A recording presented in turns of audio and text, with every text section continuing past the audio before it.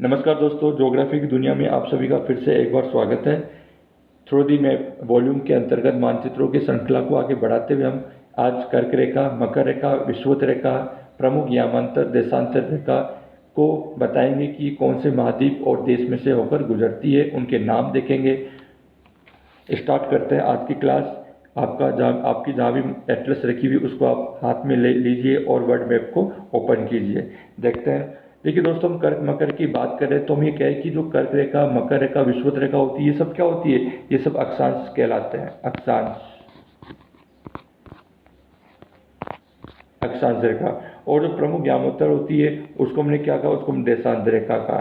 तो फर्क इतना है कि अक्षांश रेखाएं रिलेटिव होती है, हॉरिजॉन्टल होती है, वेस्ट टू ईस्ट साइड की ओर ड्रॉ की जाती है। या यूं कह सकते हैं कि जो मेजर लाइन इक्वेटर लाइन की पैरेलल जो भी रेखाएं समानांतर रूप से खींची जाती है उनको हम अक्षांश रेखाओं के नाम से जानते हैं। तो अक्षांश रेखा ये बार बार बता रहा हूँ, अक्षांश रेखाएं ये होती है।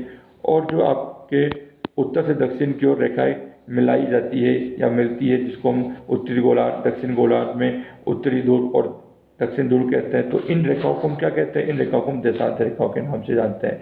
तो क्या वो अक्षांश रेखाएं लेटीट्यूड होती है जो इक्वेटर रेखा के पैरेलल ड्रॉ की जाती है, जबकि देशांतर रेखा north pole to south pole एक दूसरे को आपस में मिलाती हुई ड्रॉ की जाती है, जिनको हम देशांतर रेखाएं कहते हैं। ये आपको जानकारी होनी चाहिए कि अक्षांश कौन सा है, देशांतर कौन सी है। यानी इनके रेखाओं के डायरेक्शन को भी देखना है कि उत्तर से दक्षिण वाली जो देशांतर रेखाएं होती है और पूर्व से पश्चिम वाली जो रेखाएं ड्रॉ की जाती है उनको हम अक्षांश रेखा कहते हैं। टोटल देशांतर रेखाएं कितनी होती है? टोटल देशांतर रेखाएं होती है 360 डिग्री।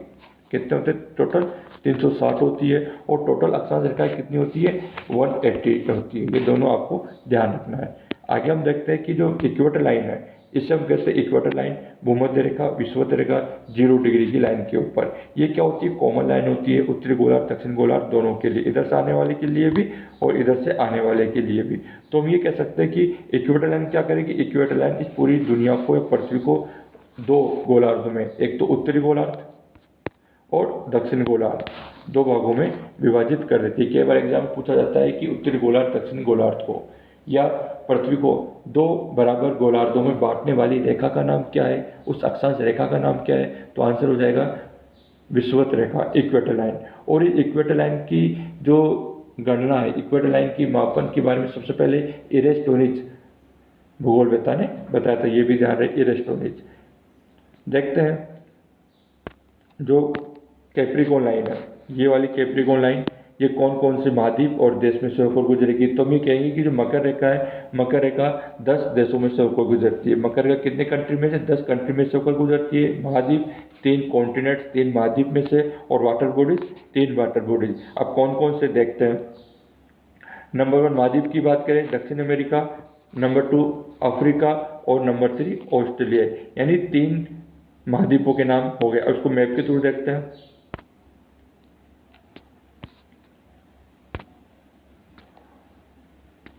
देखिए, south America, Africa, Australia. South America के 4 देश है, पराग्वे, चिली, अर्जेंटीना और ब्राजील। इन 4 देशों में से होकर मकर रेखा गमन करती है। आगे दक्षिण अफ्रीका की बात करें, इसके 4 देश Namibia, Botswana, south Africa, Mozambique, ये 4 देश है। इसके अलावा एक आइलैंड अलग से इसके पास में मोजाम्बिक, इसके दक्षिण में से होकर मकर रेखा पास होती है। और ऑस्ट्रेलिया, जिसको महाद्वीप भी कहते हैं और देश भी कहते हैं। तो टोटल कितने? 10 कंट्रीज में से पास होती है कैप्रिकॉन लाइन या मकर रेखा। कभी पूछा जाए तो आपको ध्यान रखना है। और कौन से महाद्वीप? 3 महाद्वीप, दक्षिण America, Africa, Australia. Water bodies की बात करें तो वाटर बॉडीज में नंबर 1 प्रशांत महासागर, जिसको हम दक्षिण प्रशांत महासागर कह सकते हैं, अटलांटिक महासागर, दक्षिण अटलांटिक महासागर और दक्षिण हिंद महासागर। यहाँ से होकर ये मकर रेखा क्रॉस करती है। तो आपको ध्यान रखना है कि कैप्रिकॉन लाइन कौन कौन से देश में से होकर गुजरती है। और कैप्रिकॉन लाइन क्या होती है? दक्षिण गोलार्ध में 23.5 डिग्री अक्षांश रेखा को कहते हैं। ये पूरी जो लाइन ड्रॉ की गई, ये सभी महाद्वीपों से होकर गुजरी, इसको 23.5 डिग्री की दक्षिणी अक्षांश या मकर रेखा या ट्रॉपिकल ऑफ कैप्रिकॉन लाइन के नाम से जानते हैं। नेक्स्ट देखते हैं, which countries fall in tropic Cancer. यानी कर्क रेखा से कौन से देश गुजरते हैं या कर्क रेखा से कौन से महाद्वीप है? तो देखिए, number 1 north America, number 2 Africa, number 3 Asia. यानी 3 महाद्वीप में से होकर गुजरती है कर्क रेखा। अब इसकी साथ हम यहाँ के देश की स्थिति देखें तो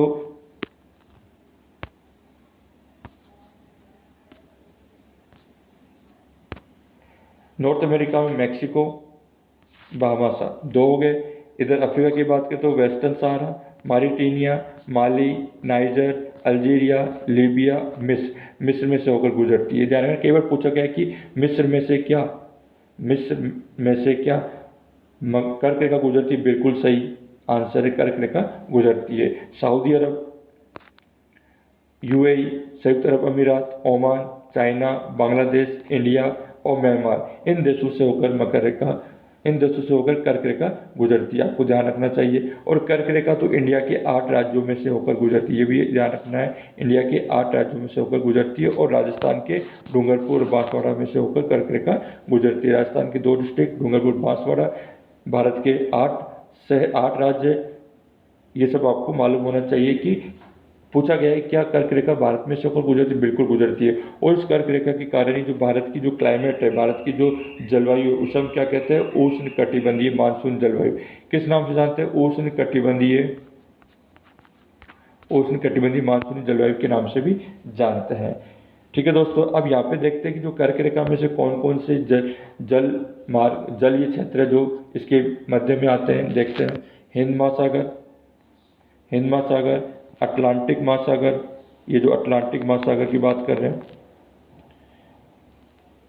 प्रशांत महासागर, तीसरा प्रशांत महासागर, ताइवान जल संधि, Red Sea, Gulf of Mexico, यानी कि 6 वाटर बॉडीज में से भी होकर tropical of Cancer line cross होती है या गमन करती है। रिपीट करते हैं, वाटर बॉडीज हिंद महासागर, अटलांटिक महासागर, प्रशांत महासागर, ताइवान जल संधि, लाल सागर, गल्फ ऑफ मैक्सिको। ठीक है दोस्तों, ध्यान रखना है आपको। अब ये देखिए, ऐसा कौन सा महाद्वीप है जिसमें से कर्क रेखा, विषुवत रेखा और मकर रेखा गुजरती है? तो आंसर क्या हो जाता है, आंसर हो जाता है अफ्रीका। ध्यान रखा कि ऐसा कौन सा महाद्वीप है जिसमें से तीनों कर्क, मकर और विषुवत रेखा गुजरती है? आंसर अफ्रीका महाद्वीप हो गया। और ऐसा कौन सा देश है जिसमें से इक्वेटर लाइन और कैप्रिकॉर्न लाइन दोनों गुजरती है? तो आंसर हो जाएगा ब्राजील, दक्षिण अमेरिका का ब्राजील। ये भी आपको ध्यान रखना है। आगे देखते हैं।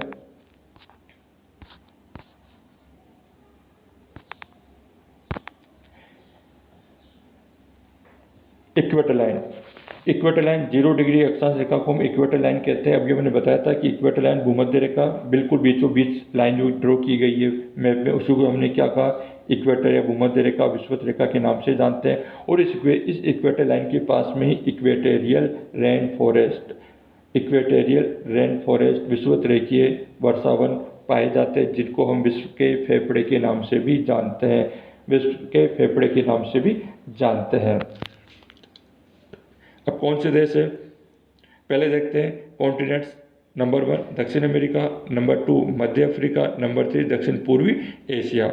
अब इनमें से कौन से देश है, इक्वेटर, दक्षिण अमेरिका में इक्वेटर, कोलंबिया, ब्राज़ील और गेबोन में से होकर, गेबोन तो क्या है, गेबोन अफ्रीका का है, तो इक्वेडोर, कोलंबिया और ब्राज़ील दक्षिण अमेरिका के 3 देश में से होकर गुजरती है। और इक्वेडोर से इस लाइन का नाम यहाँ पे इक्वेटर रख दिया गया, ये भी ध्यान रखना, इक्वेटर है इक्वेडोर से। फिर अफ्रीका की बात करें, गेबोन, Congo, Republic of Congo, Uganda, Kenya, साउ टॉमो प्रिंसिपल, ये सब देश यहाँ पे दे रखे हैं, आपको नज़र आ रहे होंगे। इनमें से होकर कर्क रेखा विषुवत रेखा गुजरती है। सोमालिया भी इसी में आता है। और अलग से मालदीव, अगर मालदीव को देखें नंबर 10 पे, ये मालदीव यहाँ से होकर भी विषुवत रेखा गुजरती है। और इसके अलावा इंडोनेशिया और किरीबाटी यहाँ पे और इंडोनेशिया यहाँ से है, कि इन देशों में से होकर विषुवत रेखा गुजरती है। तो कई बार क्वेश्चन पूछ लिया जाता है, अधिकतर दक्षिण पूर्वी जो आइलैंड है यहाँ से क्वेश्चन पूछा जाता है। तो आपको ध्यान रखना है कि यहाँ पे कौन से एरिया जहाँ से विषुवत रेखा गुजरती है। ठीक है दोस्तों, तो हमने क्या सीखा कि इक्वेटर लाइन कौन से देश में से होकर गुजरती है, या इक्वेटर यानी विषुवत रेखा या भूमध्य रेखा। इक्वेटर लाइन को हम भूमध्य रेखा भी कहते हैं और विषुवत रेखा भी कहते हैं। आपसे एक क्वेश्चन पूछा जाता है कि सर्वप्रथम मापक के आधार पर विश्व का मानचित्र किसने बनाया। सर्वप्रथम मापक के आधार पर विश्व का मानचित्र किसने बनाया। यदि आपको आंसर आता है तो कमेंट बॉक्स में कमेंट करते हुए आंसर का जवाब दीजिए, नहीं तो नेक्स्ट वीडियो में इसका आंसर बताएंगे। अब हम देखते हैं countries of located on prime meridian, यानी प्रमुख यामांतर जो रेखा होती है वहाँ से कौन से देश या कौन से महाद्वीप में से होकर गुजरती है, देखते हैं।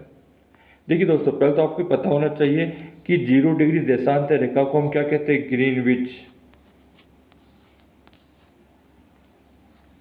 ग्रीनविच लाइन भी कहते हैं।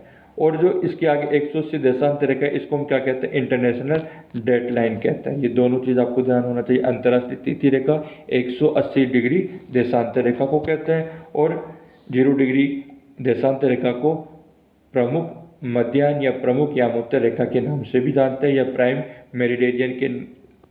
मेरिडियन लॉन्गिट्यूड लाइन के नाम से भी जानते हैं। अब ये कितने देशों में से होकर गुजरती है, सीधा क्वेश्चन है, कितने देशों में से गुजरती है, तो आंसर हो जाएगा 8 देशों में से होकर गुजरती है। उनके बारे में हम देख लेते हैं। यूरोप के 2 देश है, यूनाइटेड किंगडम और फ्रांस एंड स्पेन। यूरोप के कितने, 3 देश हो गए, UK, United kingdom, France, Spain हो गया। अफ्रीका की बात करें, अफ्रीका में अल्जीरिया,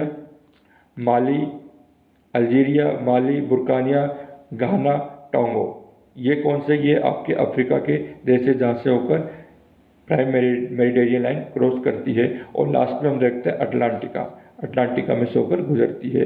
ठीक है दोस्तों, तो 8 देशों के नाम आपको पता होना चाहिए। और ग्रीनविच रेखा कौन सी, 0 डिग्री अक्षांश को हमने 0 डिग्री देशांतर रेखा को हमने ग्रीनविच रेखा कहा है। ठीक है, अभी देखते हैं कि जो वाटर बॉडीज होती है वो कौन कौन सी आती है इसके मध्य में, देखते हैं। आर्कटिक ओशियन, ग्रीनलैंड सी, नॉर्वेजियन सी, मेडिटेरियन सी, भूमध्य रेखा, मेडिटेरियन सी, अटलांटिक ओशियन और साउथर्न ओशियन, ये water bodies prime meridian line के मध्य में आती है। ठीक है दोस्तों, तो आपको आज हमने क्या बताया, अक्षांश रेखा, देशांतर अक्षांश रेखा, equator line, Cancer line, Capricorn line and longitude line या देशांतर रेखा प्राइम मेरिडियन कौन से देश, कौन से महाद्वीप, कौन से वाटर बॉडी में से होकर गुजरती है, तो आपको ध्यान रखना है। थैंक यू दोस्तों, वीडियो को शेयर भी कीजिए, लाइक भी कीजिए और सब्सक्राइब भी कीजिए। धन्यवाद। नेक्स्ट क्लास में फिर मिलते हैं।